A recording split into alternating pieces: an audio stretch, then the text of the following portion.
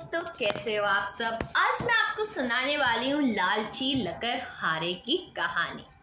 तो दोस्तों, सोनपुर गांव में रामलाल नाम का एक लकड़हारा रहता था। वो अपनी जीविका चलाने के लिए गांव के पास के ही जंगल में रोज लकड़ियां चुनता और उन्हें बेचकर कुछ पैसे कमा लेता था। इसी तरह उसका गुजारा चल रहा था।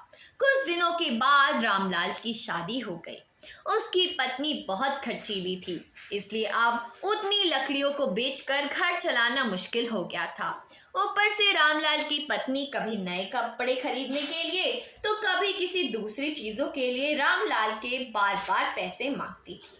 अगर पैसे ना मिले तो रूठ जाती थी। रामलाल अपनी पत्नी से बहुत प्यार करता था, इसलिए उसकी नाराजगी वो बर्दाश्त नहीं कर पाता था। रामलाल ने ठान लिया कि अब वो ज्यादा लकड़ियां इकट्ठा करके बेचेगा ताकि उसकी पत्नी को रोज रोज पैसों की कमी ना हो।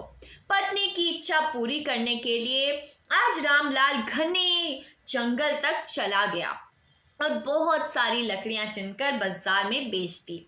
ज्यादा लकड़ियों के ज्यादा पैसे मिले तो खुश होकर रामलाल ने सारे पैसे अपनी पत्नी को दे दिए। अब रोज रामलाल ऐसा ही करने लगा।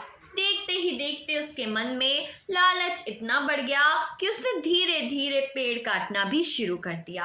पेड़ काटने से और ज्यादा लकड़ियां हो जाती थी और उसे अधिक दाम मिलने लगा।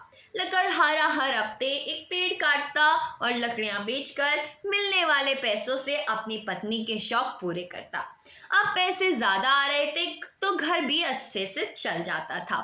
धीरे धीरे रामलाल के पैसों को जुए में लगाना शुरू कर दिया। जुआ खेलने की लत ऐसी लगी कि रामलाल एक मोटी रकम उसमें हार गया।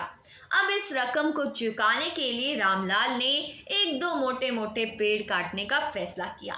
जैसे ही रामलाल ने जंगल में जाकर अपनी कुल्हाड़ी को एक बड़े से पेड़ पर जलाने की कोशिश की तो उस पर पेड़ की टहनी में हमला हो गया। रामलाल चौंक गया, फिर उसे पेड़ की एक टहनी ने लपेट दिया।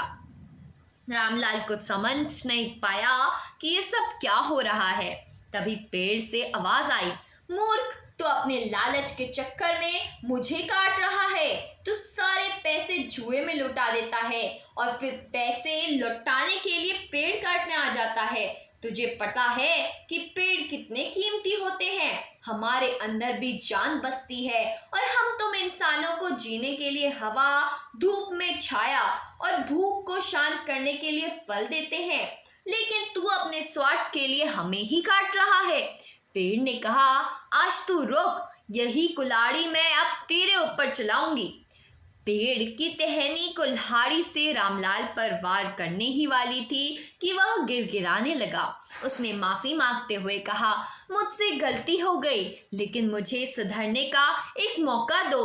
अगर आप मुझे मार दोगे तो मेरी पत्नी का क्या होगा, वो अकेली पड़ जाएगी। आज से मैं किसी पेड़ को नहीं काटूंगा, यह प्रण लेता हूँ। यह सब सुनकर पेड़ को रामलाल के ऊपर दया आ गई। उसने रामलाल को छोड़ दिया।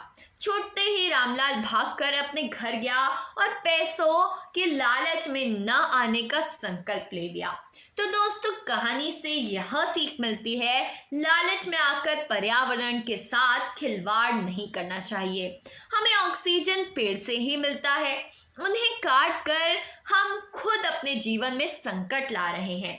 तो दोस्तों, आज की कहानी यही थी। अगर कहानी पसंद आई तो वीडियो को लाइक करना और कमेंट में बताना कि आप पेड़ों को काटते हो या नहीं, और आप एनवायरनमेंट को रिस्पेक्ट करते हो कि नहीं। अगर करते हो तो कमेंट में लिखना, आई रिस्पेक्ट माई एनवायरनमेंट।